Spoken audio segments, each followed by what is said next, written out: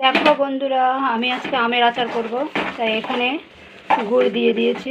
এখানে মোট 500 গুড় দিয়েছি। আমটা টক তো, তার জন্য এখানে 500 গুড় দিয়েছি।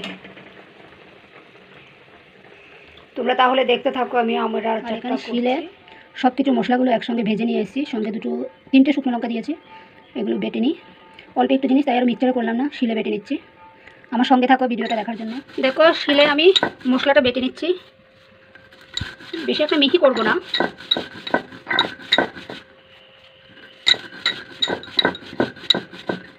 এখন এর মধ্যে আমটা দিয়ে দেবো আমি একে একে। কি বড় বড় আম দেখেছো, আর কি টক, বলার মতো নেই। বন্ধুরা, তোমরা যদি খেতে চাও তাহলে চলে আসো।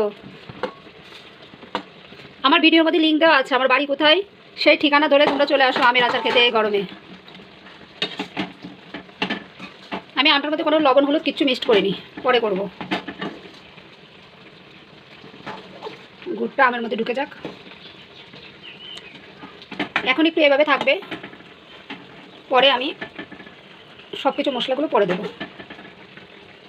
আমার ভিডিওটা তোমরা কেউ স্কিপ না করে সম্পূর্ণ ভিডিওটা দেখো। এখানে একটু কাশ্মীরি লঙ্কার গুঁড়ো দিয়ে দিয়েছি। এখন কাশ্মীরে যা যুদ্ধ চলেছে, আর কদিন বাদে কাশ্মীরি লঙ্কার গুঁড়োটাও পাবো না বন্ধুরা। এখন যা আছে সবটা দিয়ে নিই। খেন্তি মাসি একটু কাশ্মীরের গুঁড়ো দিয়েছে আমের মধ্যে। খেন্তি মাসির আমের আচারটা যদি তোমাদের ভালো লাগে তাহলে তোমরা কমেন্টে জানিও তো খেন্তি মাসিকে। দেখো বন্ধুরা, তোমার খেন্তি মাসির দাই কুড়ুকু করতে করতে একটু হলুদ দিয়ে দিয়েছে। কারণ হলুদ দেওয়ার কারণ হলো খেন্তি মাসির আমটার একটু রং আসার দরকার আছে না, তার জন্য খেন্তি মাসি একটু রং দিয়ে দিছে, হলুদের রং, যাতে খেন্তি মাসির আমটার সুন্দর একটা কালার আসে। এরপরে খেন্তি মাসি এখন স্বাদ মতন একটু নুন দিয়ে দিছে। তোমরা যদি খেন্তি মাসির আমের আচার খেতে চাও তাহলে দাই কুড়ুকু করতে করতে খেন্তি মাসির বাড়ি চলে আসো তো তোমরা। ঠিক আছে, এদিকে খেন্তি মাসির এটা হোক, ততক্ষণ খেন্তি মাসি ঘরের কিছু। তোমরা ভাবছো খেন্তি মাসির মতন খেন্তি মাসির আমগুলো ছায়া রয়েছে কেন, তাই না? কোনো চিন্তা নাই বাপু, এখনও তো আম ছায়া রয়েছে। কতক্ষণ বাদে দেখবা খেন্তি মাসির আম গল্লা মাখন হয়ে গেছে। তোমরা শুধু একটু অপেক্ষা করো, কোন আম গল্লা দেখবা কত সুন্দর হইব, তোমরা ভাবতেও পারবা না। ঠিক আছে বাপু, আমার ভিডিওটা কেন দেখো কিন্তু। তোমরা দেখছো বন্ধুরা, খেন্তি মাসির আম গলে পুরো বললাম না মাখন হয়ে গেছে, সত্য হয়ে গেছে। খেন্তি মাসি যে জাদুর মশলাটা বানাইছে ওইটা তো দিতে ভুলে গেছে। এখন এটা দুমু দিয়েই নামাই দুমু, আর কোনো কিছু দেওয়ার বাকি নেই। ঠিক তো? খেন্তি মাসির আমের আচারটা যদি তোমাদের ভালো লাগে একটা লাইক কমেন্ট দিতে কিন্তু ভুললো না। আমার ভিডিওটা দেখে বাড়ি যাবা, এর আগে বাড়ি যাবা না কিন্তু।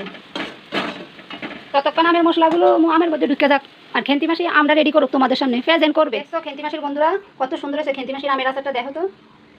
তোমরা কি ভাবছো খেন্তি মাসি কিছু করতে জানো না? খেন্তি মাসি যেমন করছে আমের আচার, তেমন খেন্তি মাসি রান্না করেছে। খেন্তি মাসি লতি করেছে শস্য দিয়ে নিরামিষ। এখানে খেন্তি মাসি ডাটার তরকারি বসাইছে। বেশি দেখাইলাম না, যদি নজর লেগে যায়।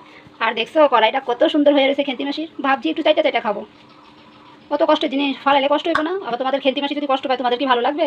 তাহলে খেন্তি মাসির আমের আচারটা যদি তোমাদের ভালো লেগে থাকে একটা লাইক কমেন্ট করতে ভুলো না কিন্তু খেন্তি মাসির বন্ধুরা। আর ভিডিওটা একদম স্কিপ করে উপরের দিকে তোলার চেষ্টা করো না, পুরাটা ভিডিও দেখবা, খেন্তি মাসির কথাগুলো শুনবা, তারপরে যাইবা বাড়ি। মনে থাকবে তো খেন্তি মাসির কথা? তোমরা মনে রাখো। যদি আরও এমন নতুন ভিডিও চাও তাহলে খেন্তি মাসির কমেন্টে জানাইবা। সবাই ভালো থাকো কিন্তু খেন্তি মাসির পরিবার।